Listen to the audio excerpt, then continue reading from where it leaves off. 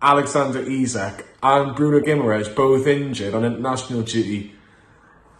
I hate international breaks. Welcome back to Newcastle Fans TV. Yes, you heard it. Alexander Isak and Bruno Guimaraes are both injured. We've just had Bruno back for a game and he has got an injury. We'll start with Bruno Guimaraes. It's been reported in Brazilian press that he has picked up a slight injury. It's ruled him out of Brazil's first qualifier for the first international game. And they've got 2 international games to Brazil, and he's definitely ruled out of the first one. He hasn't been completely ruled out of the second one, has Bruno Guimaraes. But can we just get him back on a plane to Newcastle as soon as possible? Because that would be greatly, greatly appreciated. Keep him in the northeast.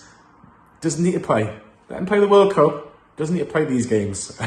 But yeah, he has got a slight niggle. And how big of a concern is that? Well, in my opinion, if we have Bruno Guimaraes in a Newcastle 11, I feel more safe, I feel more comfortable that Newcastle can get a positive outcome from the match that they have. The next one being Fulham, of course, a week on Saturday. And he just keeps everything going, keeps everything ticking. But the one big thing about Bruno Guimaraes, he moves the ball forward. That's what I love from our midfield players. Forward passes, trying to get more attacking threats towards the opposition, and Bruno Guimaraes certainly does that. He can dictate the pace of the game as well, which is a real added benefit. But it could be really, really difficult without Bruno Guimaraes if he isn't available for a couple of games, because you've seen when we didn't have him for a couple of games, Newcastle struggled to break down a Crystal Palace side, and you know, only just got through against Tranmere when he only played 15 minutes as well. So it does show that when you don't have Bruno, it can be more difficult. I remember the Wolves game, I just felt that Newcastle were lacking something from that midfield, which Bruno Guimaraes does bring.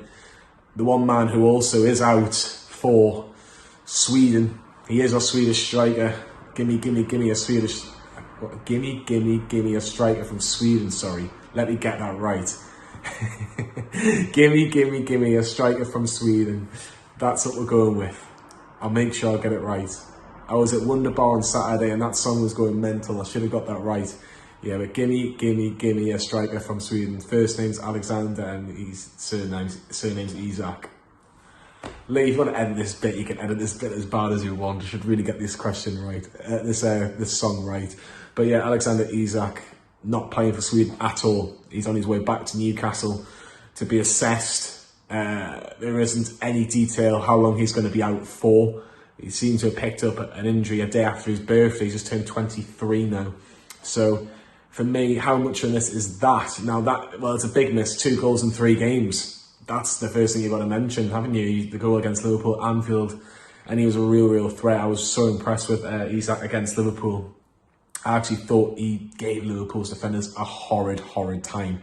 So yeah, for me, it's a bit of a concern because I think he's slowly but surely getting used to Premier League football. I know it's only been 3 games, probably a little bit difficult to actually see how well he's doing, but in terms of getting the goals, he has got goals there. So that's one thing which is obviously brilliant in that respect.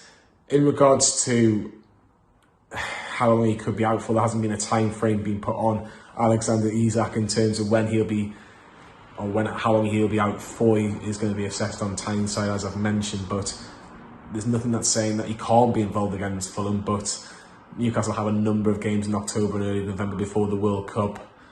I'm not expecting Isak to play every single minute of those games, but you want him involved as many games as possible. I'd love to see him and Callum Wilson together. I think that could be really exciting with ASM on one side and, you know, an Almiron or a Wilson on the Almiron or a Fraser on the other. You know, there's certainly things that Newcastle can do in regards to that, but yeah, it's not ideal news. It's not ideal news if you're a Newcastle United supporter. Isak and Bruno Guimaraes, you know, that's over £100 million worth of talent between the 2 players. So it just shows how important they are to Newcastle United. But get your comments in below. How much of a miss is Bruno and Isak for Newcastle? And do you think that Isak in particular will be a bigger miss because Callum Wilson isn't 100% available just yet?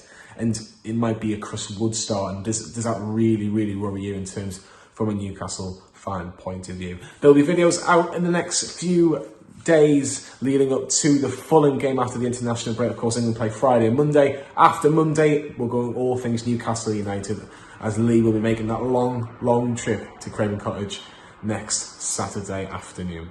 So this is a little injury update from Sweden and Brazil, respectively, via Newcastle. Like and subscribe to Newcastle Fans TV, and we'll see you all very soon.